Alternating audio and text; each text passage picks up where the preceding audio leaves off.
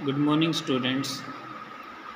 तो last time जब हमारी क्लास हुई थी तो हम लोग कुछ फिज़िकल क्वांटिटीज़ के डायमेंशन फार्मूले याद कर रहे थे। मैंने बताया था हम 20-25 क्वांटिटीज़ के डायमेंशन फार्मूले याद करेंगे ताकि आगे हम वो काम कर सकें जो इनके बेस पर किया जाता है।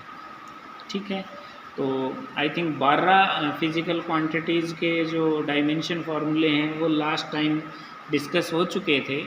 नेक्स्ट फिज़िकल क्वांटिटी है हमारी फ्रीक्वेंसी। इसको हिंदी में आवर्ती बोलते हैं, बट फ्रीक्वेंसी याद करेंगे अब अपना। तो फिज़िकल क्वांटिटी का नाम है फ्रीक्वेंसी और ये बराबर होती है 1/टाइम पीरियड।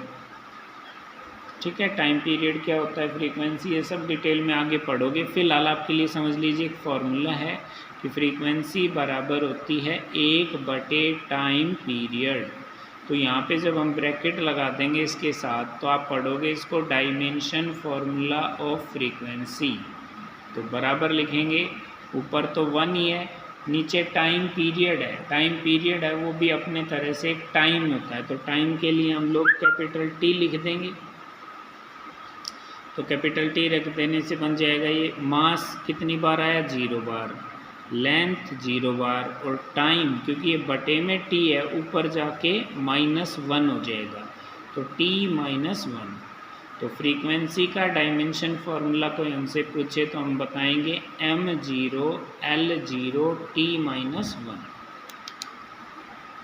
ये -1 है यहाँ पे, ये अच्छे से नहीं दिख रहा, मैं दोबारा लिख देता हूँ। उसके बाद में नेक्स्ट फिज़िकल क्वांटिटी हमारे पास वो है स्ट्रेस। स्ट्रेस नाम की एक फ़िज़िकल क्वांटिटी होती है। तो स्ट्रेस बराबर होता है फोर्स बटे एरिया। तो हमें ये याद करना है कि स्ट्रेस बराबर है फोर्स बटे एरिया। ब्रैकेट लगा दिया तो पढ़ेंगे डायमेंशन फार्मूला ऑफ स्ट्रेस, तो ये बराबर हो जाएगा। अच्छा, एक बात और ध्यान रखना स्टूडेंट्स की स्ट्रेस हो गया, इसके अलावा एक होता है प्रेशर। दोनों के डायमेंशन फार्मूले सेम होते हैं क्योंकि दोनों ही फोर्स बटे एरिया होते हैं। अंतर ये होता है कि स्ट्रेस होता है ना, वो होता है इंटरनल फोर्स अपॉन एरिया, और प्रेशर होता है एक्सटर्नल फोर्स अपॉन एरिया। तो डायमेंशन के नज़रिए से इंटरनल फोर्स और एक्सटर्नल फोर्स में कोई अंतर नहीं है, वो फोर्स ही है। तो डायमेंशन फार्मूला स्ट्रेस पूछे या डायमेंशन फार्मूला प्रेशर पूछे तो वो होता है फोर्स अपॉन एरिया। तो फोर्स का हो गया m1 L1 t -2 बटे एरिया का हो जाएगा L की पावर 2 L2 हो जाएगा। इसे सोल्व करेंगे तो m की पावर तो 1 ही है, L की पावर ऊपर 1 है और नीचे 2 है, तो ये 2 ऊपर जाके -2 हो जाएगा। इकट्ठा करोगे तो प्लस का 1 और माइनस का 2, तो माइनस का 1 बच गया, t की पावर -2 है। तो डायमेंशन फार्मूला ऑफ स्ट्रेस पूछे या डायमेंशन फार्मूला प्रेशर पूछे तो हम बताएंगे m1 L-1 t -2। Next quantity है हमारे पास स्ट्रेन। स्ट्रेन नाम की एक फिज़िकल क्वांटिटी होती है, इसे आप याद करेंगे चेंज इन डायमेंशन बटे ओरिजिनल डायमेंशन। 7वीं यूनिट में जब डिटेल में पढ़ाएंगे तो बताएंगे कि स्ट्रेन 3 तरह का होता है। एक में लेंथ चेंज होती है, एक में वॉल्यूम चेंज होती है, एक में शेप चेंज होती है। तो ये जो लेंथ है, वॉल्यूम है, शेप है, इनको इकट्ठा हम डायमेंशन की फॉर्म में कह रहे हैं। तो जैसे लेंथ वाला ही डिफाइन करना हो तो क्या आएगा, चेंज इन लेंथ बटे ओरिजिनल लेंथ। तो डायमेंशन फार्मूला ऑफ स्ट्रेन लिखोगे तो जो नीचे आ रहा है उसी का ऊपर चेंज हो रहा है। जैसे चेंज इन लेंथ है और बटे में ओरिजिनल लेंथ है, तो चेंज इन लेंथ का भी L आएगा और ओरिजिनल लेंथ का भी L आएगा। या चेंज इन वॉल्यूम है और नीचे ओरिजिनल वॉल्यूम है तो भी ऊपर भी L3 नीचे भी L3, यानी जो ऊपर आएगा वही नीचे आएगा, तो ये कट जाएंगे। तो इसमें m0 L0 t0 हुआ, यानी कि ऐसी क्वांटिटी जिनमें मास की m की पावर 0, L की पावर 0, t की पावर 0 आती है, ऐसी क्वांटिटीज़ को हम बोलते हैं डायमेंशन लेस।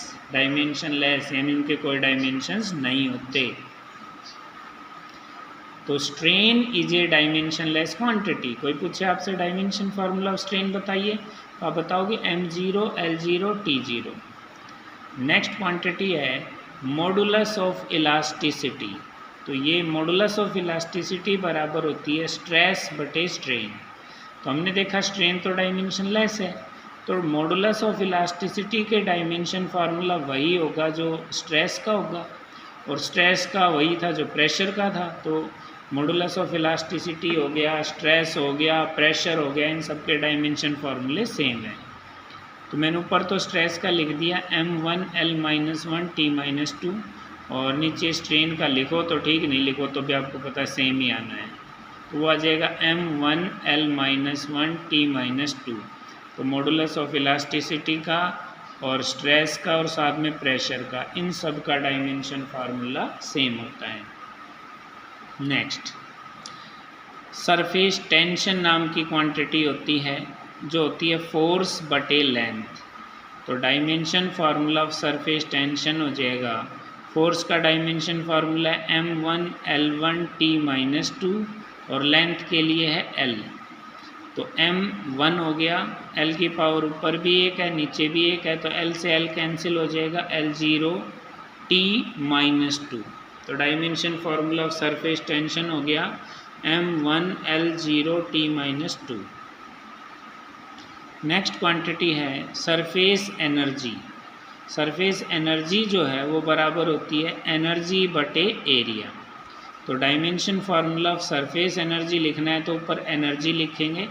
तो आप जानते हो एनर्जी का, वर्क का, kinetic energy, potential energy, heat energy, सबका डायमेंशन फार्मूला सेम था, लास्ट क्लास में डिस्कस हुआ था। m1 l2 t-2 और एरिया के लिए l2। तो इसको रखेंगे तो m1 l0 t-2।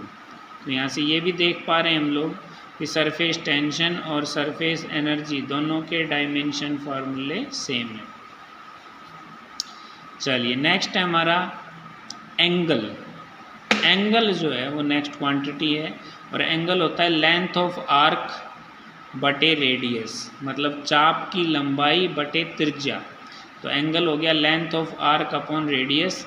तो डायमेंशन फार्मूला लिखेंगे इसका, डायमेंशन फार्मूला तो लेंथ ऑफ आर्क है वो भी लंबाई है तो l आएगा, रेडियस भी लंबाई है तो l आएगा, l से l कैंसिल हो गया, m0 l0 t0। तो एंगल भी कैसी क्वांटिटी आ गई हमारे पास, डायमेंशन लेस क्वांटिटी आ गई है। तो इस तरीके से हम इस बात पे, इस नतीजे पे पहुंच गए कि एंगल जो है वो डायमेंशन लेस है, साथ में स्ट्रेन है वो भी डायमेंशन लेस है। एक इम्पोर्टेंट पॉइंट यहाँ स्टार के फॉर्म में दिखाया बच्चों, ध्यान रखना, angle is the physical quantity which has unit but no dimensions but reverse is not possible. ये कहता है कि एंगल ऐसी फिजिकल क्वांटिटी है जिसकी यूनिट है परंतु डायमेंशंस नहीं होती। एंगल की ऐसा यूनिट पढ़ी थी ना हमने, रेडियन होती है। तो एंगल ऐसी क्वांटिटी है जिसकी यूनिट तो है पर डायमेंशंस नहीं है।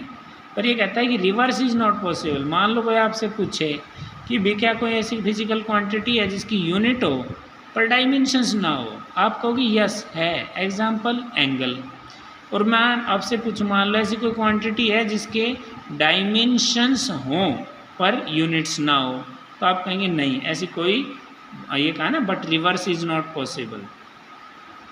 लास्ट में स्टार लगा के ये भी लिख दिया कि there is no physical quantity which has dimensions but not units.